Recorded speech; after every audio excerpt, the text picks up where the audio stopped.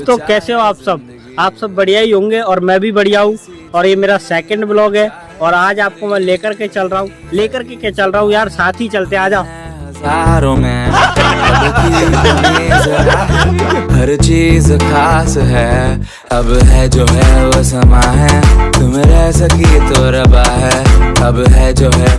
तो गाइस, आज मैं आपको लेकर के आया हूँ हमारे गांव के किले पर, और यह किला मुगल काल से संबंधित बताया जाता है, जो कि बागानों के लिए प्रसिद्ध था। साथियों, इससे पहले कि हम इस किले की हिस्ट्री को समझें, पहले इस किले को घूम करके आते हैं और कुछ ही सीढ़ियाँ बची हैं, इनको चढ़ करके चलो इसे घूमते हैं। पहले आइए।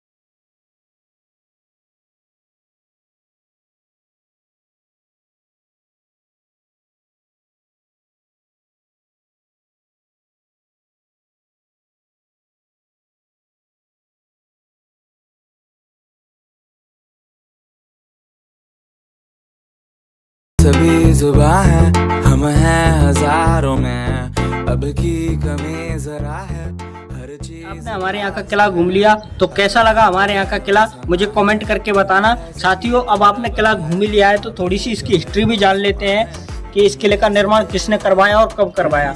साथियों, इस किले का निर्माण बयाना के महाराजा विजयपाल के पुत्र मंडपाल ने सन 1184 में इसको बनवाया था। साथियों, यह किला लाल पत्थर का बना हुआ है। साथियों, इस किले का नामकरण मंडपाल राजा के नाम पर बताया जाता है, लेकिन कुछ लोगों का कहना है, क्षेत्रीय लोगों का कहना है कि यहाँ पर मंडन ऋषि ने तपस्या की थी और बाद में वो यहीं के एक तालाब पर समाधिष्ट हो गए, इसलिए इस क्षेत्र का नाम, इस दुर्ग का नाम मंडरायल दुर्ग रखा गया और यहाँ के पास बसा हुआ क्षेत्र मंडरायल के नाम से जाना जाता है। साथियों, यह किला राजस्थान और मध्य प्रदेश के सीमांत क्षेत्र की एक पहाड़ी पर बसा हुआ है और यह बहुत ही ज्यादा प्राचीन किला है।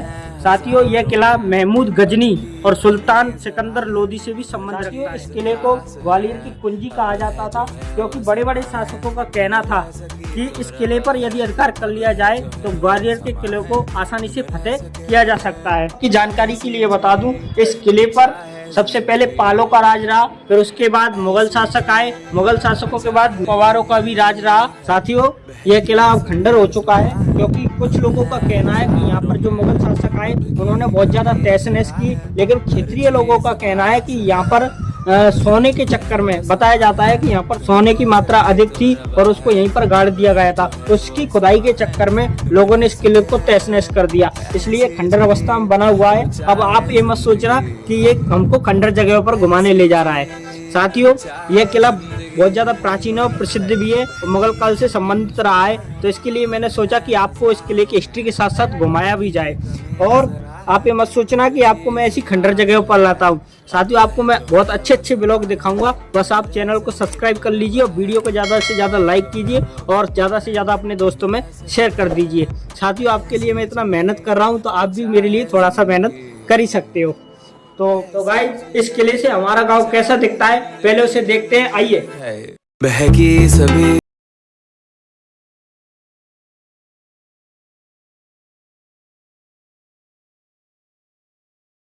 अब है जो है वो समा है। तो गाइस, आपने देखा हमारे यहाँ का गांव इस किले से कैसा लगता है। अब इस किले की विशेषताओं पर थोड़ा सा प्रकाश डाल लेते हैं। साथियों, इस किले पर प्रवेश के लिए 2 बड़े दरवाजे, एक कचहरी, बाला किला और 2 तालाब और देवालय और एक 12 द्वारी के सहित एक विद्यालय भी स्थित था। साथियों, यदि इस किले की सुरक्षा की बात की जाए तो इस किले पर एक किलेदार के सहित 300 सिपाही तैनात थे और उनके पास 7 तोपें थी, जिनमें से 2 तोपें ऐसी थी जो कि 30 से 35 किलोमीटर के दायरे में निशाना लगा सकती थी। साथियों, तोपों की बात आई है तो मैं आपको तोपों से जुड़ी एक घटना बता देता हूँ कि इस किले की तोपें कितनी पावरफुल थी। साथियों, जब ग्वालियर के राजा ने इस किले पर चढ़ाई करने की सोची तो यहाँ के राजा को जब पता चला कि ग्वालियर का राजा सबलगढ़ के किले पर रुका हुआ है और इस किले पर चढ़ाई करने की बात कर रहा है, तो साथियों यहाँ के राजा ने उन तोपों से सबलगढ़ के किले पर निशाना लगवा करके तोपें चलवा दी। यह देखकर ग्वालियर का राजा वापस चला गया, क्योंकि उन तोपों ने जो निशाना लगाया था, सबलगढ़ यहाँ से 30 किलोमीटर दूर स्थित है। साथियों, जो निशाना लगाया था उससे आज भी उस सबलगढ़ के किले की दीवार टूटी हुई है। यदि मौका मिला तो मैं आपको वो भी ब्लॉग दिखाऊंगा, इसके लिए आपको चैनल सब्सक्राइब करना पड़ेगा। साथियों, आप मेरे पीछे जो कुआं देख पा रहे हैं, अब मैं कुआं बोल रहा हूँ तो आप ये मत सोच लेना कि पानी का कुआं है। यह सुरक्षा के लिए बनाया गया था। इस किले के चारों तरफ एक मजबूत प्राचीर के सहित ऐसे कुएं बनाए गए हैं जिनमें सैनिक तैनात रहते थे जो इस किले की सुरक्षा का काम करते थे। तो साथियों, अभी हम चल रहे हैं इस किले के मुख्य दरवाजे की ओर, तो बने रहिए हमारे साथ ब्लॉग के एंड तक। आइए, इस किले का मुख्य दरवाजा हुआ करता था जो कि सूरज पुल के नाम से प्रसिद्ध है। साथियों, इसे सूरज पुल इसलिए कहते हैं क्योंकि यहाँ पर सूर्योदय की पहली किरण से लेकर के सूर्यास्त तक प्रकाश देखा जा सकता है। साथियों, इसे मैं आपको अंदर से भी दिखा देता हूँ, आ जाओ मेरे साथ। बहकी सभी जुबां है, हम हैं हजारों में, अब की कमी जरा है, हर चीज खास है, अब है जो है वो समा है। साथियों, इन जगहों पर बॉडीगार्ड, जिनको द्वारपाल कहते थे, वो तैनात रहते थे जो इस किले पर हमेशा 24 घंटे रहते थे। तो गाइज, आपके लिए मैं कितनी मशक्कत कर रहा हूँ। पहले इसको उठा के यहाँ पर रखूंगा, फिर आपको दिखाऊंगा कि ये किसकी मूर्ति है। भाई, तुम्हारे भाई में ताकत है, ताकत। तो गाइज, आप देख पा रहे हैं किसी देवी देवता की मूर्ति है। सबसे बड़ी बात, किसी देवी देवता की हो लेकिन ये नक्काशी कितनी सुंदर है। अब देख सकते हो पहले कितनी अच्छी नक्काशी यहाँ पर की जाती थी। गाइज, अभी हम बाला किले पर आ चुके हैं, तो उसे देख लेते हैं। ऐसी जीत चाहे जिंदगी है, बहकी सभी जुबां है, हम हैं हजारों में। गाइस, आपने बाला किला घूम लिया। साथियों, यह किला स्पेशली राजा रानी के लिए बनवाया गया था और इस किले में मजबूत दीवार के सहित 4 कुएं बनाए गए थे जिनमें सुरक्षा कर्मी 24 घंटे तैनात रहते थे और इस किले की सुरक्षा करते थे। साथियों, जैसा कि आप देख पा रहे हो कि एक कुआं बना हुआ है। यह कुआं बारूद के लिए बनाया गया जो कि युद्ध के समय काम आता था। तो गाइस, जैसा कि मैंने आपको बताया था कि इस किले पर एक मंदिर भी है, वो मंदिर यही है। यह मंदिर लहरगिर के नाम से प्रसिद्ध है। साथियों, इस मंदिर में 2 मूर्तियां हैं जिनमें छोटी मूर्ति काफी पुरानी बताई जाती है और यह मिट्टी की भी बताई जाती है। साथियों, बाद में एक बड़ी मूर्ति यहाँ पर लोगों के द्वारा स्थापित कर दी गई। पहले आप मंदिर के दर्शन अच्छे ढंग से कर लीजिए, फिर उसके बाद मैं आपको और इस किले की जानकारी देता हूँ। अब चाहे जिंदगी ऐसी जीत, अब चाहे जिंदगी